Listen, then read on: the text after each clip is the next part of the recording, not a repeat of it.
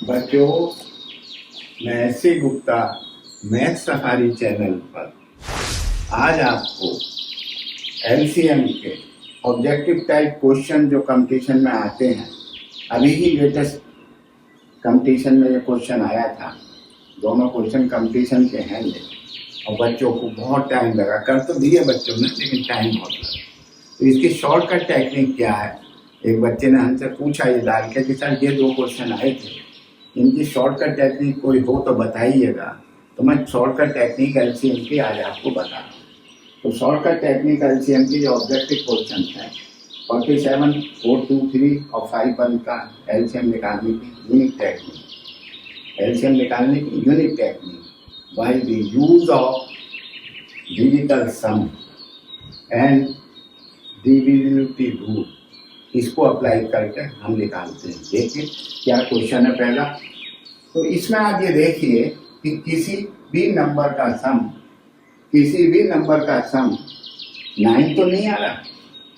अगर 9 आ रहा है 1 का, 2 का, 3 का, किसी भी नंबर का, चाहे 2 नंबर का हो, चाहे 3 नंबर का हो, चाहे 4 नंबर का हो, ये सम 9 तो नहीं आ रहा। हाँ आ रहा है सर 9।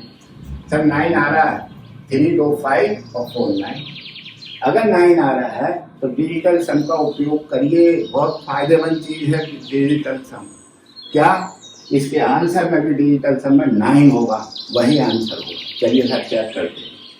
1, 5, 6, 6, 12, 4, 16। 16 का क्या आया? 1 और 6, 7 आया इसका डिजिटल सम। तो ये नहीं है, ठीक है। दूसरा देखिए 6, 10, 5, 15 और 3, 18। भाई 18 आ रहा है इसका। 18 का मतलब 9, डिजिटल सम 9। भाई ये हो सकता है, अभी चांस है, हो सकता है 2 नंबर में 18 आ रहा हो, अभी चांस है। 10, 5, 15 और 7, 22। 22 का मतलब 4। भाई ये भी नहीं है, कंफर्म। चलिए सर 10 और 5, 15 और 9, 24। 10 और 5, 15 और 9, 24। 24 का भी 6 आया, भाई ये भी नहीं है। तो एक ही आंसर है, तो मेरा करेक्ट आंसर जो है बी हो गया।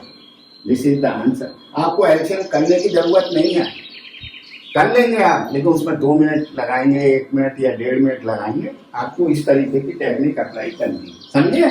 चलिए और देखिए फाइंड द एलसीएम ऑफ 126, 441।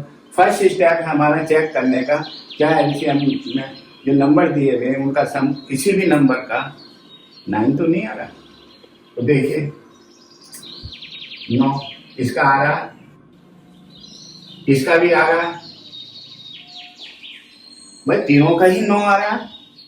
एक का, मैं तो एक को कहा था 2 हो 3, इसमें तीनों का सम 9 आ रहा है। चेक कर लीजिए, 3, 2, 5, 3, 8, 9, 9। तो इसका मतलब इसके जो आंसर है उसका सम 9 ही होगा। चलिए सर देखते हैं कैसा करते हैं, देखते सर। तो 2, 8 और 4, 12 और 4, 14 आया। 14 का मतलब 5 आया, नहीं होगी, नहीं हो। चलिए अगला देखिए 8 और 4, 12 और 4, 16, 7 आया, ये भी नहीं होगा।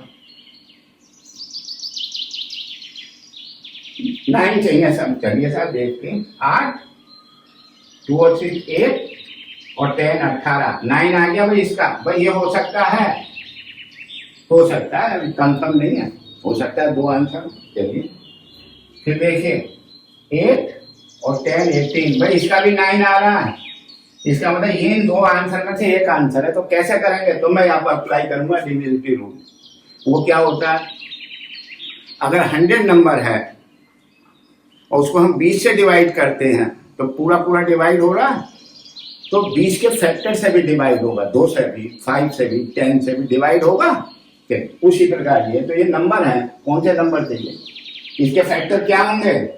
7 है, 7 से डिवाइड हो रहा है। देखिए ये भी हो रहा है, ये भी हो रहा है 7 से। तो मैं इस नंबर को चेक करूंगा 7 से डिवाइड हो रहा है। जो नहीं हो रहा होगा तो उसे रिजेक्ट कर देंगे। जल्दी से देखिए 2, 6, 4, इसे डिवाइड करके देखिए 7 से।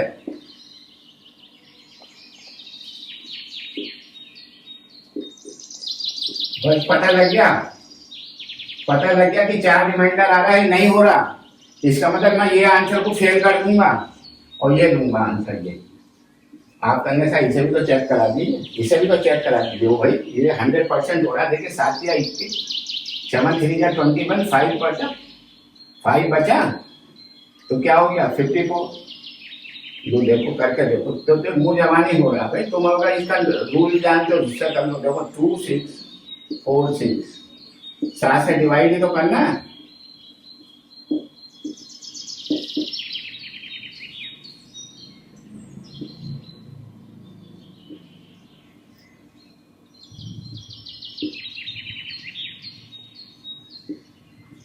बोलो हो रहा है, पूरा पूरा डिवाइड हो गया तो इसका मतलब ये आंसर है। जो डिवाइड नहीं होगा तो ये आंसर आई समझ में। तो अगर मान लीजिए कोई ऐसा 2 नंबर आ जाते हैं जिनका सम सेम होता है 9 होता है, तो हमको उसको डिविजिबिलिटी रूल से अप्लाई कर दे, तो क्या फैक्टर करके उससे डिवाइड करके दे देंगे, एकदम आएगा आंसर। तो आपको फैक्टर करने नहीं इतने, ये सारे ऐसे नंबर हैं बच्चे देख कर घबरा गए इनको। तो ये सवाल इस तरीके से होते हैं। समझ में आया? चलिए